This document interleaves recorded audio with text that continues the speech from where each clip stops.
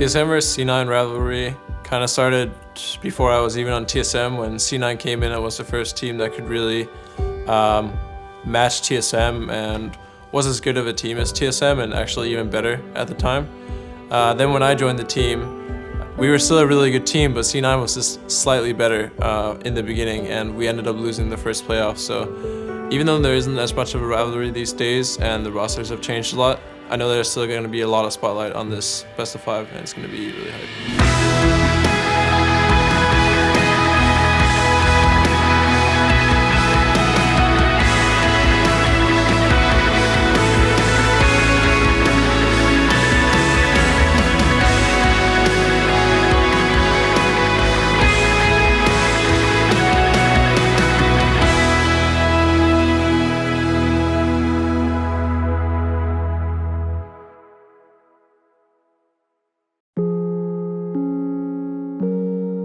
When I first joined TSM, I was never really pressured to be the leader.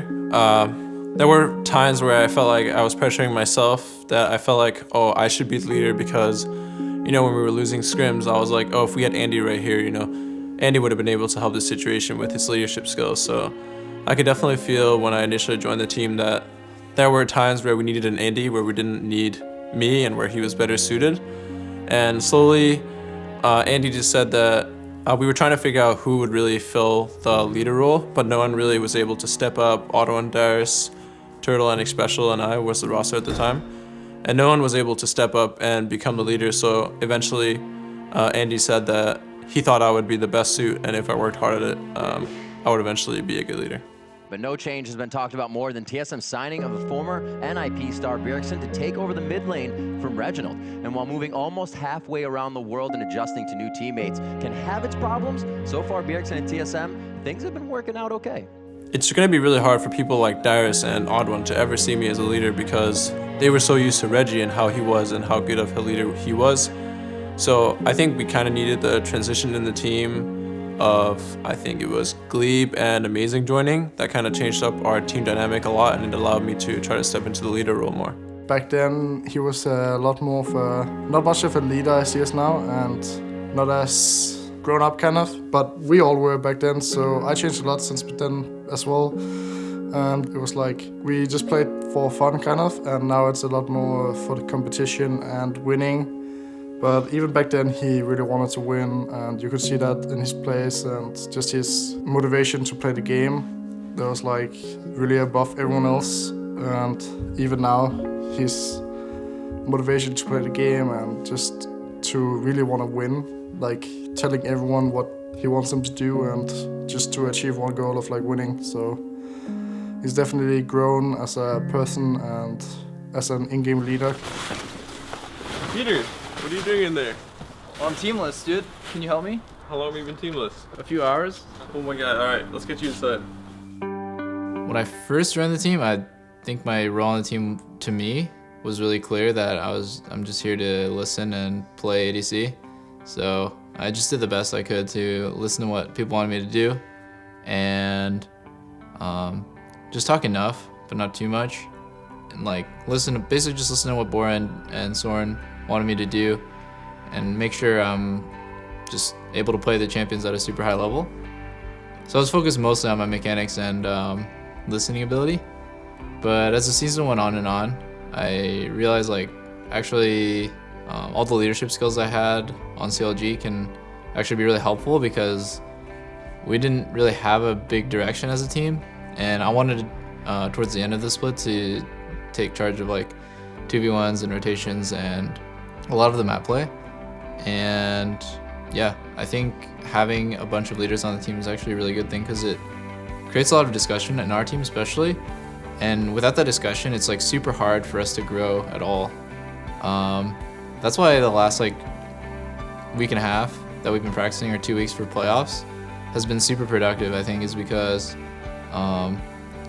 we just kind of all step into moments of leadership, and it really helps the team grow.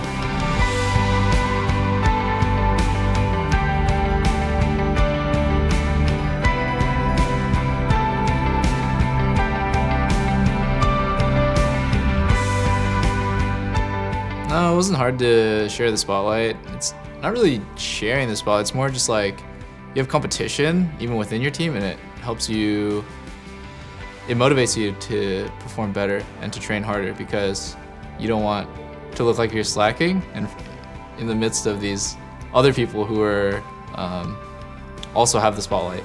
So yeah, me and Soren are always we're just like really competitive with each other, and we like push each other to do better. So I think it's a good dynamic. This all just comes back to this thing where we just like constantly question each other and are like, no, that's not the right thing. No, that's not the right thing. It just totally fucks our team dynamic. I'm gonna trust exactly that you guys need to 3 people top during the game and play accordingly. Should we just talk about the next objective and what we're gonna do then? Because if we talk about the next objective was to defend, then it would come to we need to reset so we can defend. Or we talk about Dragon and we're like, alright guys, we need to reset so we can fight for vision on Dragon. Because we're not talking about any objectives or goal. We talked about defending mid, but people aren't doing anything like. It's obvious you and Dennis don't have in mind that to defend mid at all. Because if they had group 5 in on that wave, then you guys would not have been there. So is it because we're not talking about the next objective?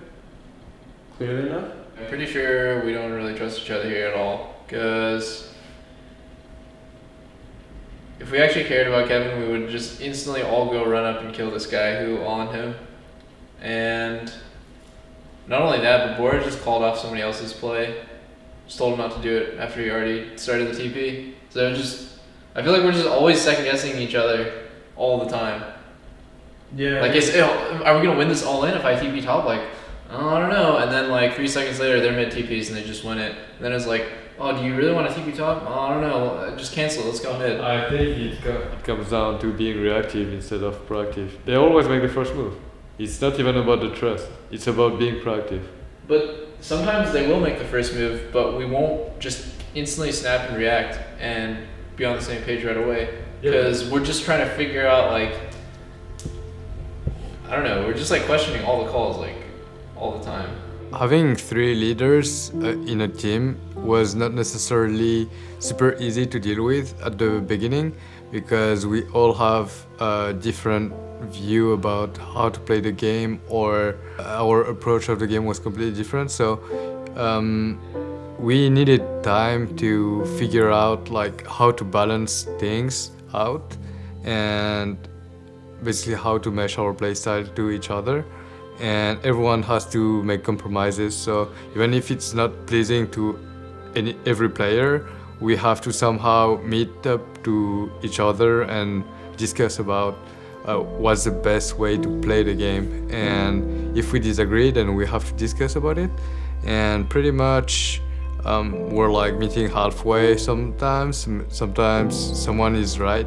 So we're gonna pick all the positive parts and we're gonna mix them up. I think with 3 potential leaders in me, Yellow Star, and Doublift, in the beginning that was actually way too little arguments, because something that Weldon talks about is kind of like tension within the team, where you have these arguments and they can get a little bit heated, but in the end it's actually really good for your team as long as people aren't being stubborn and we can end up agreeing on something in the end. But when we initially came into the team, Bora kind of felt like he was stepping into an established team and he didn't want to just come in and be like, okay, we're doing this, this, and this. Even though everyone was completely fine with Bora doing that and we were willing to give him control. Peter also came in and he was like, I feel like I don't necessarily need to like call for these kinds of plays because I'm playing the AD carry role. But slowly throughout the split, he's also stepped up to be more as a leader. So I think in the beginning, if we had all been more willing to confront each other and take more of a leadership role rather than thinking like, oh, we're in a new team, so maybe I don't have to be as controlling or as demanding.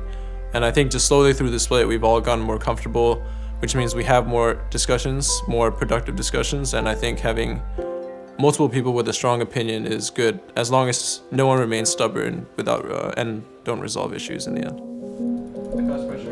They might try to catch. They might try to hold. If they hold, then we're gonna TP on them. No, I don't think they will.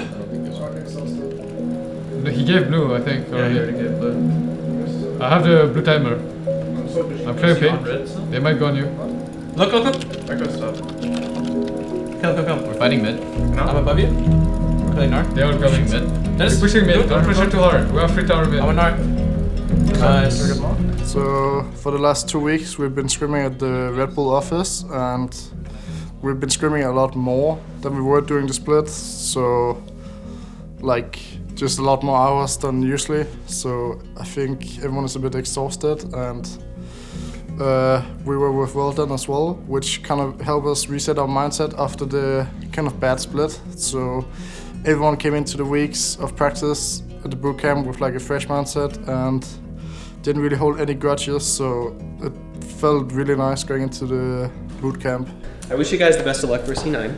I think the absolute worst thing in the world for an athlete is regret. Like, you can accept the outcome of a match if you go into it knowing that you trained as hard as you possibly could and that you threw all of yourself like onto the field. And if they beat you, like, you can feel like, well, I'm just not good enough. And that hurts, right? But it's not regret. It's not like, oh, I should have tried harder. I could have tried harder. I could have done this thing and I didn't. And then you have this like pain inside of you that you have to like prove to yourself that you can do it again.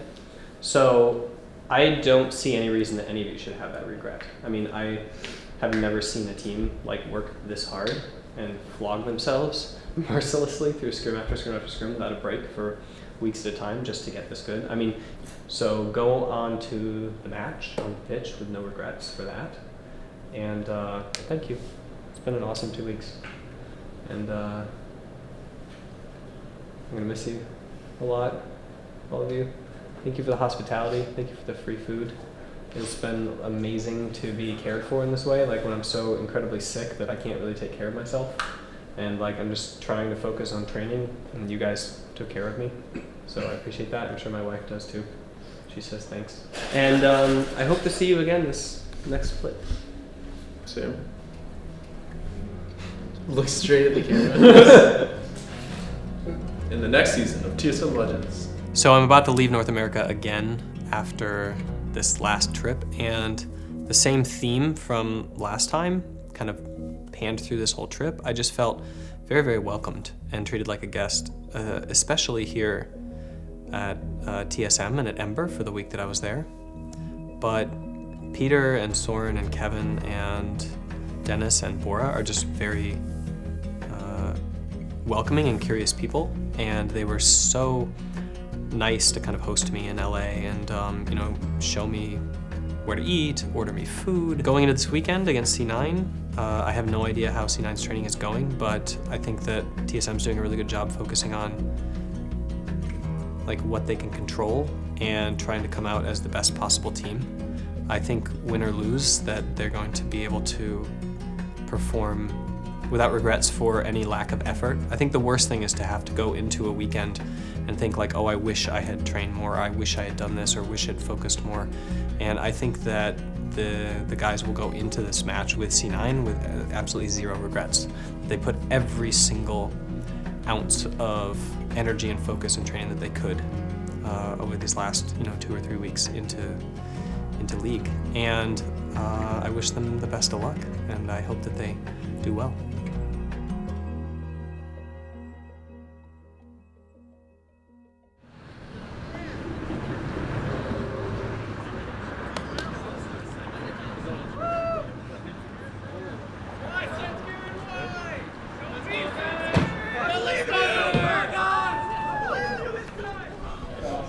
Let's go. I should probably do it.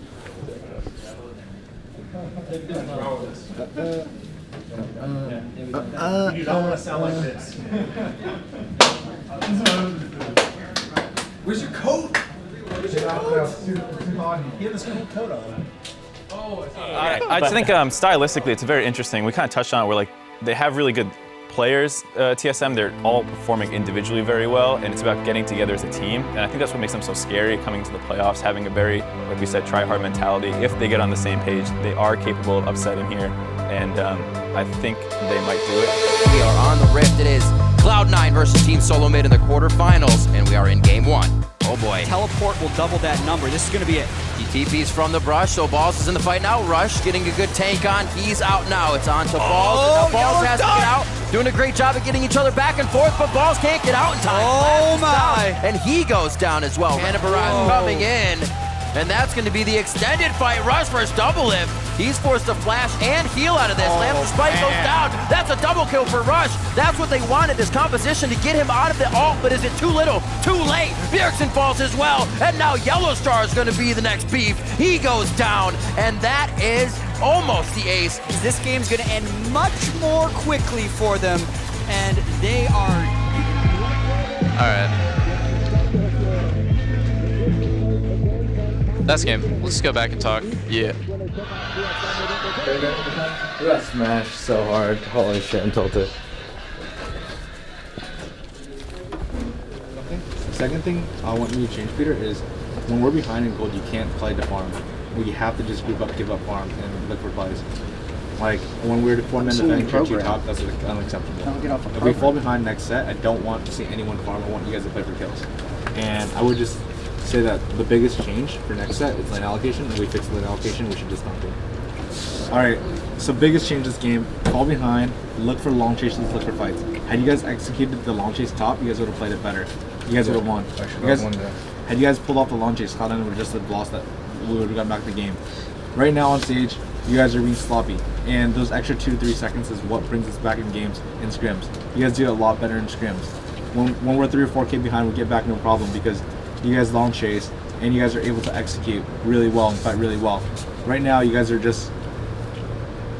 tilting on stage, and you guys aren't using your abilities correctly. You guys are not chain CCing, and you guys aren't skipping all the small steps. Just because we fell behind by 3K, we're still in a position to win just because our team fight was stronger. You guys can't give up on stage like that. I really didn't like how people stopped communicating. People didn't communicate how many seconds they were away from the long run, and what their cooldown was. We're gonna lose this set if everyone doesn't pick it up. You guys need to freaking do all the small things in order for us to win. Sure. When you go on stage, talk about all the small things you guys can talk about, from long chases to that amount of time. Focused on that anyways. We're jumping onto the Rift for game 2. Now it's going to be TSM on the blue side and Cloud9 on the red side. We are on the Rift. Balls will be going down. It's going to take them a while, and the team's going to do what they can to add a bit more pressure. He almost takes out Haunter in the process. That's first blood, but with knowledge of the jungler top lane, they're going to go on to double lift, and that's going to be the assist and kills going over here to 3 members. Yellow Star is going to make it out alive with a nice Howling Gale. But does he get more? Because Azir's here. Oh, wow. TSM really working a few steps ahead here. I'm moving. I'm matching. Back up. Run up. I have exhaust. Run left. Go inside. Run left. I have exhaust. I'll be there. You guys can fight. Send us Hex Striker. Kill Braum. There. Back. Run up. Nautilus. Run up. I can flash out. Get out. As he throws down the ultimate, and it looks like forced to back out with a few kills on either side.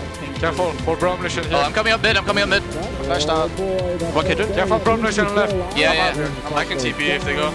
We'll be closer. I'm close. They're fighting. I'm building tower. I have Zonius. Right. I'm healed for you after. I'm gonna flash down. If Timmy. Kill him. Come on, Braum. We win this. Look at Lucian. You win. Nautilus. Go Baron. I'm dead. Okay. Nice. Bingo Nash. Zed is the ulti. Kid is dead. And there it is.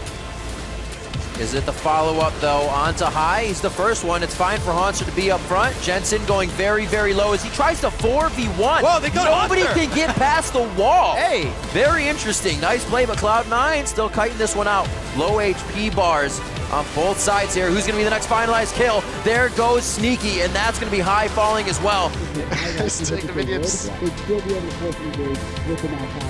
Good shit, guys. It's KD this guy. Next game, boys. Let's go back and talk. Good job.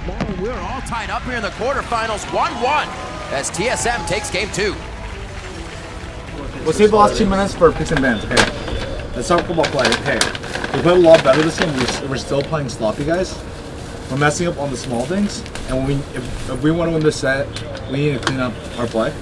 So we had a 5K gold lead, and we couldn't extend that for like 10 minutes, and we played only because of our we won just because our comp on skill, right? And we had an absolute advantage, and what we need to do is we need to snowball that. So we need to rotate between mid and bot tower correctly on the wave. Overall, I liked our play. Our communication, you guys need to calm down. There's just way too much going on. And I just want when I'm calling a map play, people should just say okay, and when others are calling map play, just say okay. Like lane allocations, like these are things we have to agree on. So like just I feel like if I say something and just no one responds, it's like I don't even know if you guys are listening. Everyone respond this time. I also didn't. That's why I keep saying it. Okay, now let's talk about picks and bans. Okay. Update the poll in just a bit, as always. Everybody waiting. Game 3 coming up, and we are about to be on to the Rift. Cloud9, as I said, coming off the blue side now, fared well from Game 1 here, but could not find the win in Game 2. Bit of a roam over from Jensen. He'll stop. Actually, bottom lane is a whole bucket of fun, and it's going to be one going down. And then you lose. Nice. I'm taking vision. Good shit. You win it mid. Jin flash. Jin flash. Nice. I can 2v1 them now. Good shit, Dennis. Alright, guys. I can 2v1 Jin Braum now. Wait, what the fuck?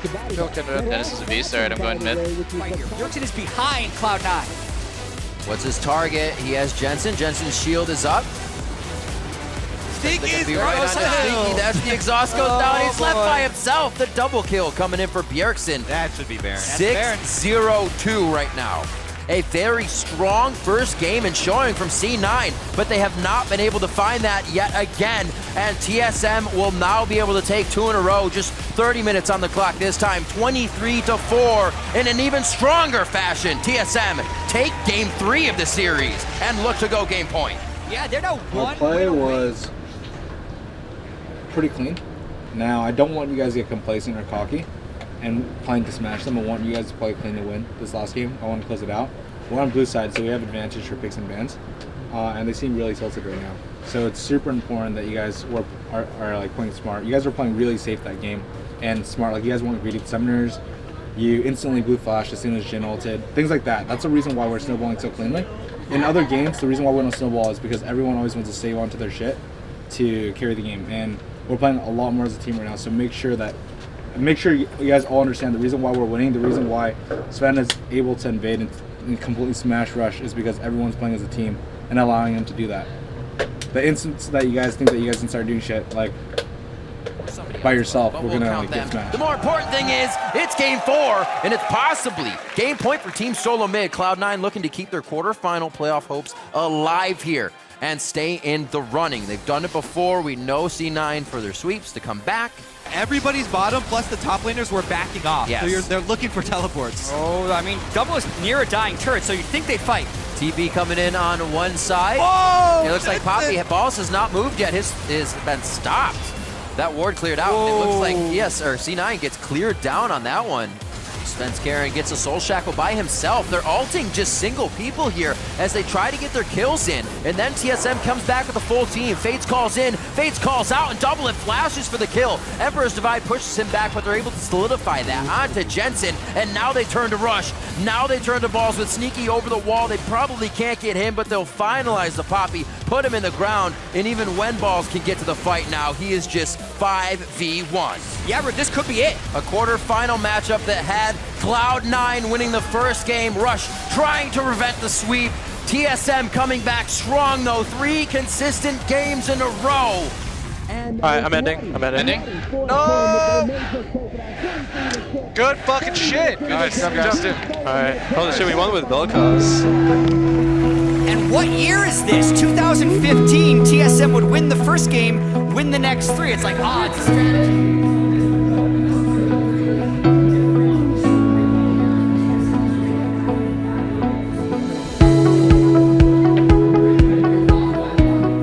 Yeah, I was pretty excited for us because we finally managed to translate our scrims into stage, and honestly, like the entire split, our scrims were complete shit, and we would play really badly on stage. And then like I was super worried because, well, we started doing really well in practice, and I was like, can we translate this? And after the first game, we definitely did. It felt really good. It feels like we're a real team, and I really like that each game, everyone had like their standout moment. Like Bjergsen hard carried on Zed, and then Dennis like carried on Graves. Everyone had their moments where they did really well. It really feels like this was like the super team that was supposed to be from the very beginning. So it was really nice. It's kind of what everyone envisioned TSM to be in the beginning, a team that can carry through every role at any given time. And I'm not saying that's going to happen at every single performance here on out, but that was kind of what showed up in the rest of the C9 games. And even in the very last game on Vel'Koz, when I died to Sneaky's package, even though I had a lead, kind of throwing my lead, my teammates still had my back, and they carried me. It's funny because before the playoffs preparation, I felt like we didn't have that much team play. We didn't improve so much during the regular season. I wouldn't say that it was not so efficient, but we couldn't find a system where we could like work together and find the synergy. And facing Immortals requires a lot of like team play because they play really well around the map. They make plays everywhere, and you have to be aware and make the right decision. And you have such a little amount of time to make the right decision, so it really comes down to a lot of team play and synergy. And to be honest, during the regular season, we didn't have that much of a chance. Now going to playoff, even though it's going to be really tough, I can say that it's going to be a close series. So I hope that we'll show it.